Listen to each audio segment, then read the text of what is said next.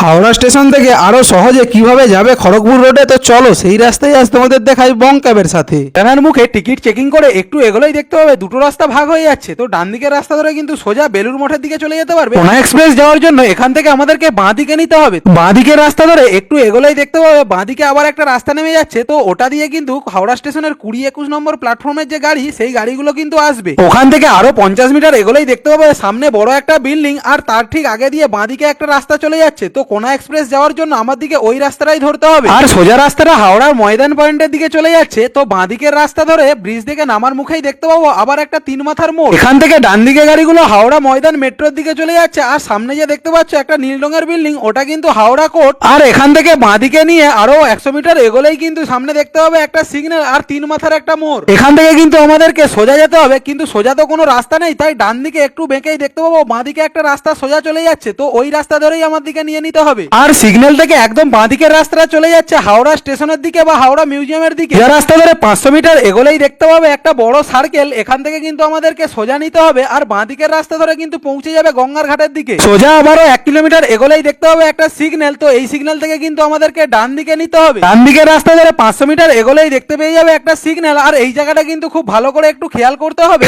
এখান থেকে কিন্তু আমরা আগের বারে বাঁ দিকে নিয়েছিলাম, কিন্তু এবার বাঁ দিকে না নিয়ে সোজা দেখতে পাচ্ছ একটা ফ্লাইওভার উঠে যাচ্ছে। আর ঠিক ফ্লাইওভারে না ধরে ফ্লাইওভারের পাশ দিয়ে যে একটা রাস্তা যাচ্ছে, ওই রাস্তাটাই আমাদেরকে ধরতে হবে। তো ওই রাস্তা ধরে কিন্তু সোজা এগোতে থাকলে তুমি দেখতে পাবে তোমার ডান দিক দিয়ে ফ্লাইওভারটা চলে যাচ্ছে। আর ঠিক ফ্লাইওভারের পাশ দিয়ে আমাদেরকে এগোতে হবে। ফ্লাইওভারটা ধরে কিন্তু তুমি সোজা চলে যেতে পারবে সেকেন্ড হুগলি ব্রিজের দিকে। আর ফ্লাইওভারের পাশ দিয়ে কিন্তু 200 মিটার এগোনোর পরেই দেখতে পাবে একটা নো পার্কিং এর বোর্ড। আর ঠিক ডান দিক দিয়ে একটা রাস্তা বেঁকে যাচ্ছে। তো আমাদেরকে ওই রাস্তাটাই ধরতে হবে।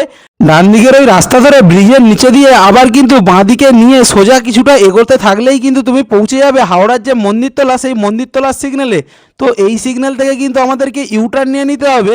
আর ইউটার্ন নিয়েই কিন্তু তুমি সোজা উঠে যাবে ব্রিজে। আর এই ব্রিজ ধরে কিছুটা এগোলেই কিন্তু দেখতে পাবে দুটো রাস্তা ভাগ হয়ে যাচ্ছে। বাঁ দিকের রাস্তাটা কিন্তু আবার হাওড়া স্টেশনের দিকে চলে যাচ্ছে, আর ডান দিকের রাস্তাটা কোনা এক্সপ্রেস বা আন্দুল রোডের দিকে যাচ্ছে।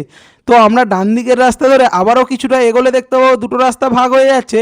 এখানে কিন্তু বাঁ দিকের রাস্তাটা সেকেন্ড হুগলি ব্রিজের দিকে চলে যাচ্ছে, আর ডান দিকের রাস্তাটা কোনা এক্সপ্রেস বা আন্দুল রোডের দিকে। ফ্লাইওভারে ওঠার পরে প্রত্যেকবারই ডান দিকের রাস্তা ধরে এগোতে থাকলেই তুমি পৌঁছে যাবে সেকেন্ড হুগলি ব্রিজ আর কোনা এক্সপ্রেসওয়ের যে মেন রোড, সেই মেন রোডে। আর এই ফ্লাইওভার থেকে ডান দিকে তাকালেই কিন্তু তুমি দেখতে পাবে নবান্ন। তো তোমরাও কারা কারা এই রাস্তা ধরে হাওড়া স্টেশন থেকে আসো একটু কমেন্টে জানাও। আর কলকাতার কোন রাস্তা জানতে যাও সেটাও কিন্তু কমেন্টে জানাও।